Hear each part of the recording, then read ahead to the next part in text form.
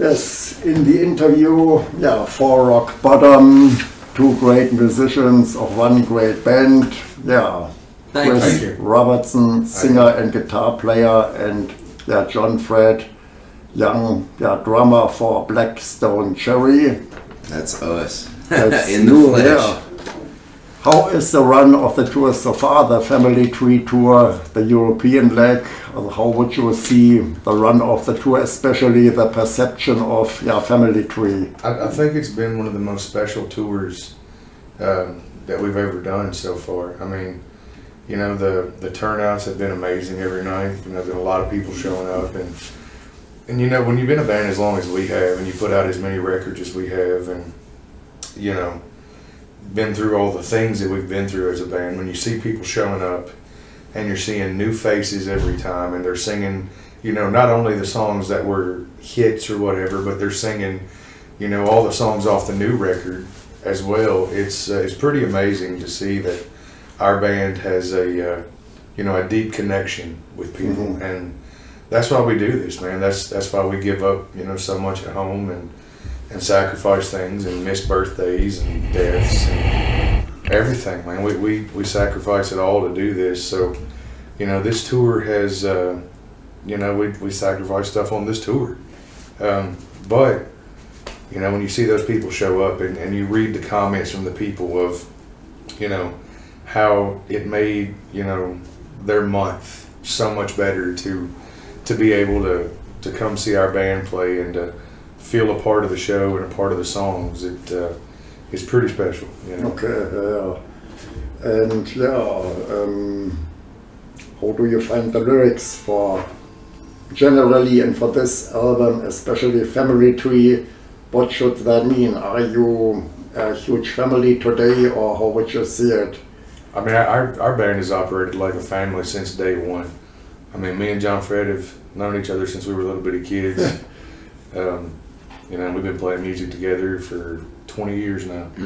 20 years that two of us have played music. And, you know, the song Family Tree itself, lyrically, that song is just kind of the story of us, you know, and it's what our band has been through and what we've, you know, learned through this business. And, you know, with the ultimate thing always being that, you know, that root of being at home, you know, and, you know, the record, there are fun songs on the record, and, you know, I've always considered a record to be a snapshot of the band's life from the conclusion of the first record until the time they put the newest record out. So there's, you know, an 8-month period in there or so where you're finishing up touring, you know, the previous record, and then you're, you know, because you evolve and change as people every day, you know, and I think that's why none of our records have ever been the same. You know, they've always brought something different each time, and I don't know, man, it's just like a snapshot of who we are, you know. So if you listen to Family Tree, that's the perfect representation of who we were when we were making that record, you know, and we're different even now, but, you know, those songs, we don't write songs just to write songs. Like, every song has a feeling or a meaning behind it, you know, and whether that be just rock and roll in general, or whether it be a song like My Last Breath that, you know, the whole song is, you know, kind of me talking to my little boy. So all the songs mean something, you know, it's not just a song to be a song. No. Okay. And Bad Habit, what kind of habit is it? Look here, women. Yeah, that's what my idea. Let me rephrase that. Woman. Yeah. My wife would appreciate me saying women. No, you know, like the whole concept behind that song is just, you know, that desire for the opposite sex or the same sex, or, you know, I mean, the Bad Habit is just, it's a song.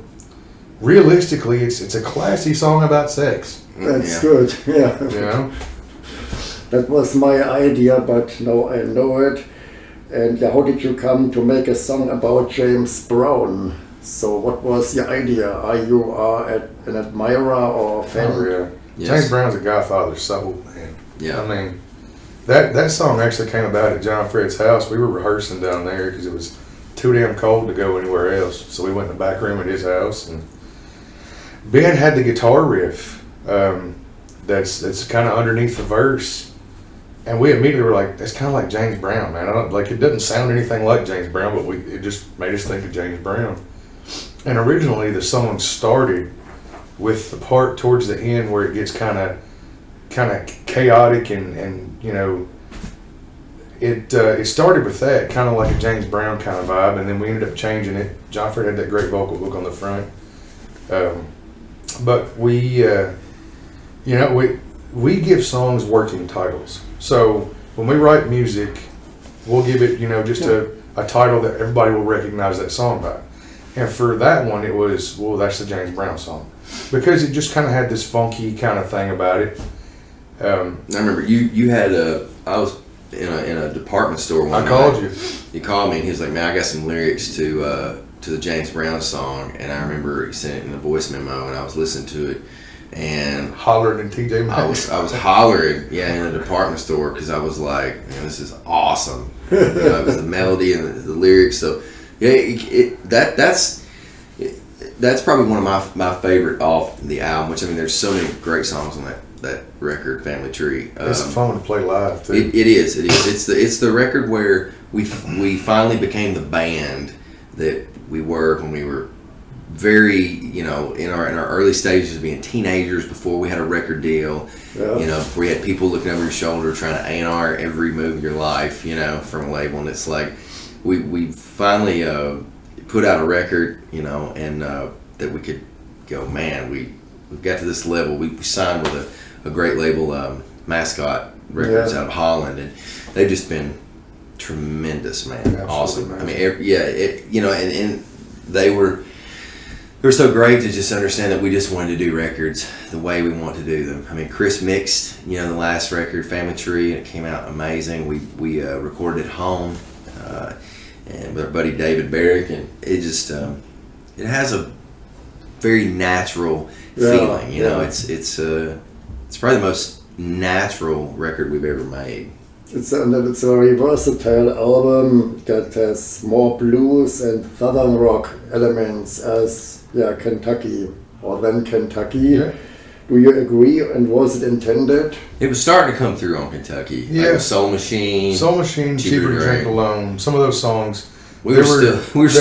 There were hints of it there, but in all honesty, you know, like I was talking earlier about records being snapshots. When we wrote that Kentucky record, for the most part, we were pissed off, man. You know, we had just been dropped by a record label, and you know, I think we're the only band in history to ever go do a tour and sell out all the theaters, and then play arenas that were, you know, packed, Almost sold out, and then a month later we didn't have a record deal anymore. That's And- nonsense. Yeah, and so I mean, so you can see we were pissed. So that's where songs like, you know, Way of the Future and a lot of that heavy stuff on the Kentucky record came from. But you know, with Family Tree, we grew up idolizing bands like Bad Company and Free and Leonard Skinner and Led Zeppelin and Aerosmith, and you know, we had always been made to kind of, you know, don't let that shine through too much because that's the thing in the past. And we were like, on this record, it was kind of like, fuck it, we're just going to do what we want to do. Well, and we were on a label too before that they just wanted radio songs. They wanted radio songs. They wanted us to be, you know, to fit into the American rock radio, and we just couldn't do that. You know, the radio kind of like stations. trying to put a square into a circle. You know, it ain't going to work. Yeah. You know, and thank goodness we that was the greatest thing that ever happened was leaving there and getting with Mascot, because it was just, you know, It's a real rock It's label. and they're just rock, and they just well, but to understand. answer your question, hell yeah, the blues and the southern rock comes through, and I don't know if it was intentional, but it's just it's always been a huge part of who we are, and we just kind of stuck our foot down and said, look, this is what we are, take it or leave it, you know. And luckily for us, people seem to dig it. They seem to dig it. But there's a gospel section in My Last Breath, I guess, and the song James Brown sounds a little bit funky, for example. So it's not what you expect from a southern rock band, or how it's good. It is and ain't, because you listen to bands like, you know, the Allman Brothers, and there was a lot of funk in what they did, you know, and a lot of Southern gospel in that. And then even the Black Crowes, you know, if we're talking about Southern rock bands. Well, I think too, when you Southern rock, when you talk about Southern rock, it's such a broad term because there's so many different Southern rock bands in the world. I mean, you look at bands like Skinner and 38 Special, Molly Hatchet. You look at the Outlaws and like Blackfoot and the Kentucky Headhunters, and then you go to like stuff like Wet Willie, and then there's then you have Rhythm Section, Atlanta Rhythm Section, ARS. You got the Allman Brothers. I mean, the list goes on and on. And I mean, really, ZZ Top obviously they're known as like the biggest rock and roll band from Texas, but still they were a Southern rock and blues band. So, but the blues and gospel and funk and Motown had a huge influence on Southern rock. To be perfectly honest with you, Southern rock is to me, it's a lifestyle music, but really it's not really. It's kind of I don't mean anything bad by this, but it's a catch-all term for all the musicians and bands that were influenced by gospel, funk, Motown, the blues, artists and even the early country stuff, because that's really what Southern rock is. It's a big old melting pot of all these influences, and depending on where you're from, that has a difference too. Because you look at a perfect example. You don't have to be from the South to play Southern rock. Because you look at Mountain. I mean, they were from upstate New York, right? And they're Southern rock band. Mississippi Queen, like, dude, that's like on every single greatest compilation Southern rock album.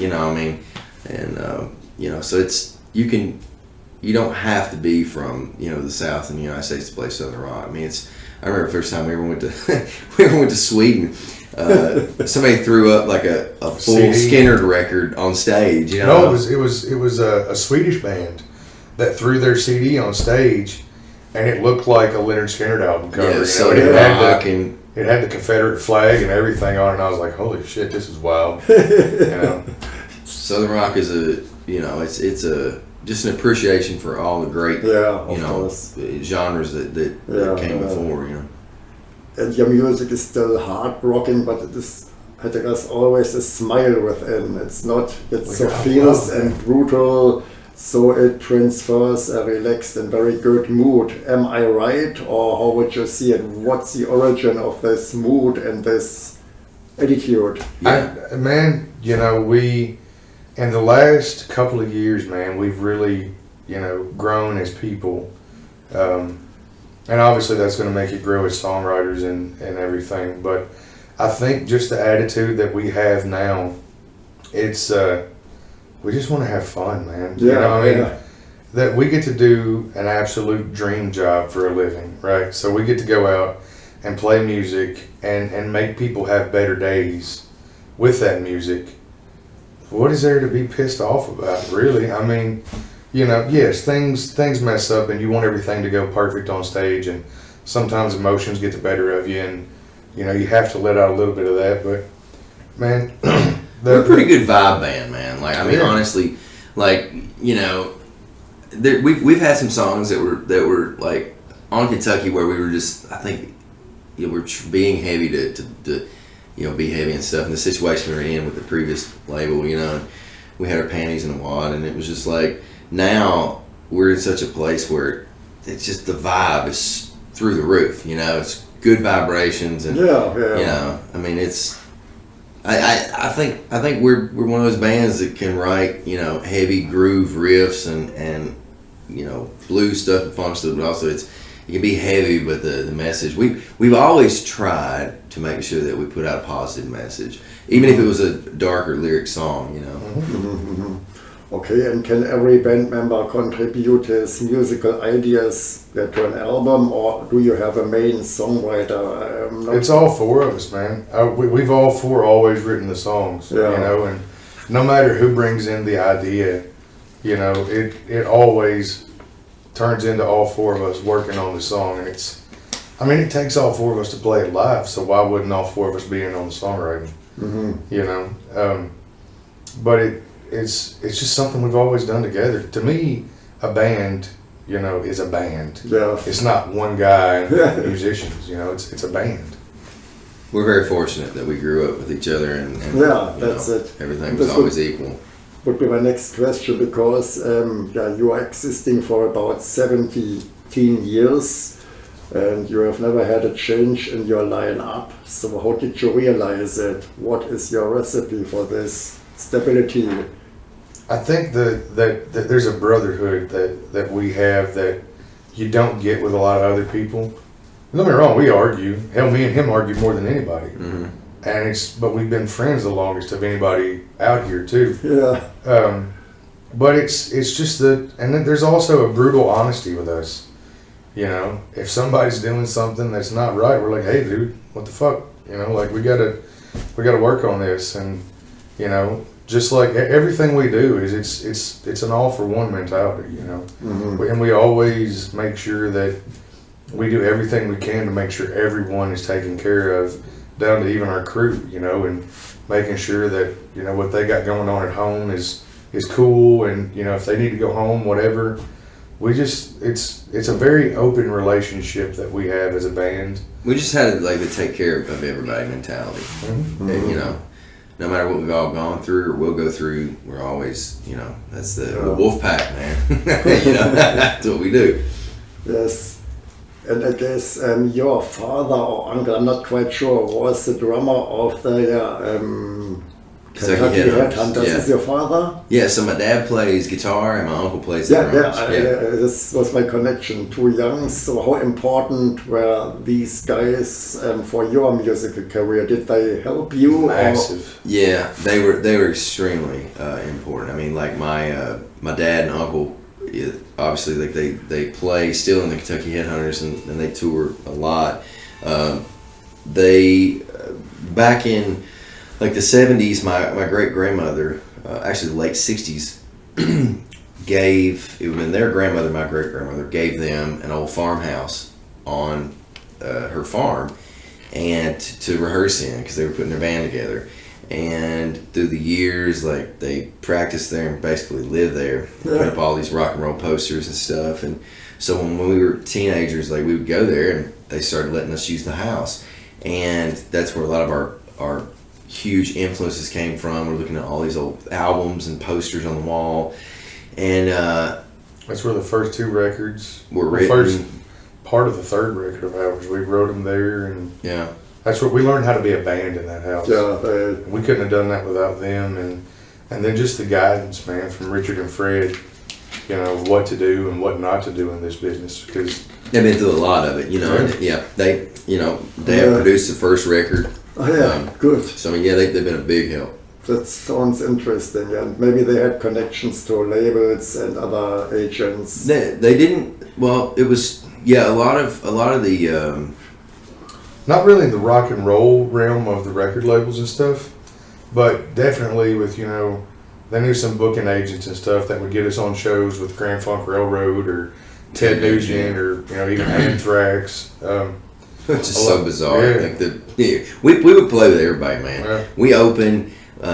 My dad would help us book shows and stuff, and we would open for any national or international band that would come within 5 or 6 hours away from our house, and Cool. yeah, we just toured. We did a lot. I mean, we really were very proactive, and this was the day before you had social media. You didn't Yeah. have Instagram or Twitter, Yeah, or of course. Facebook. I mean, I know you had geocities.homestead.com. yeah, your website name was 200 letters long, and you had to pay for what. But that's why now, like young bands coming up, it's I don't know if they really know how good they have it to be able to promote their band, because a lot of guys didn't live through that. Sticking your flyer on a telephone pole, or putting a quarter in the newspaper box and sticking them in the newspaper so people would get them. I mean, like, I remember trying to sell our first CD at the mall, man, and We were trying to sell them in high school. we did. We sold Sell them in fire our lockers. Yep. I mean, we did a lot. Like every member of all 4 of us, we would do so much just to try to promote the band, and that was, like I said, without social media, so it was hard. It was, but we didn't know any different, so.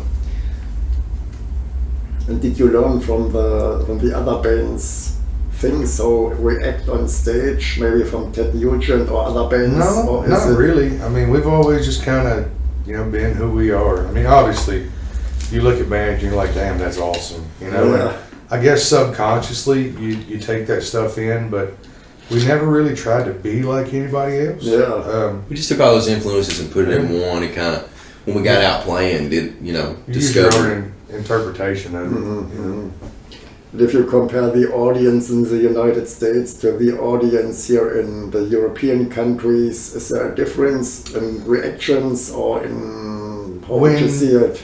When we were doing the thing to try to play, the radio game in the States, there was a difference because you would see people showing up to your shows that knew one or two songs, and then, they'd maybe be kind of bored or just not as interested the rest of the show. Because they weren't familiar with your material. But in the last couple of years, man, our fans in the States, the crowds are much bigger over here for us. Here in Yes, Europe? in Europe, in the UK, and everything. But back home, it's gotten to where our fans are just as passionate, as they are here. Back there, it may be less of them, but they still are just as passionate as they are here. It's our fans they're a different breed. It's they're in it for the whole thing. It's not just a song or two that they want to hear. Yeah. They're there for the experience, experience. and the feeling that they get from the concert. Yes, okay. And what are your plans for 2019?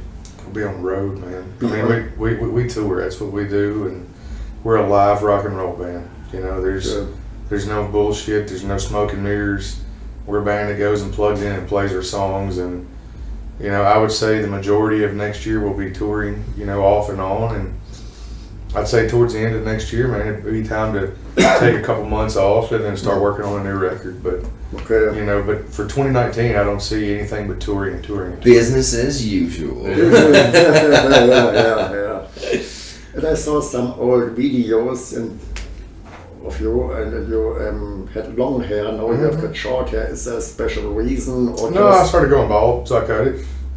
Like my hair got thin, so I cut it off, man. And I just went and bought some really cool ass hats, and Okay, yeah. Okay, do you have your further information for your fans? Something that is left out? just thank you guys for Yeah. 17 years of allowing us to do this.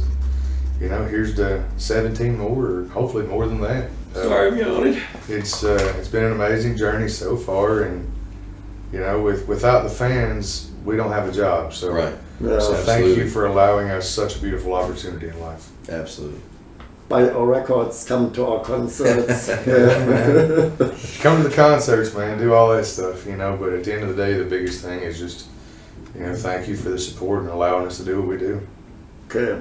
Yeah, thank you for this nice Thank you. interview and Thank you very huge much. success with your tours and your future albums. And Thank you.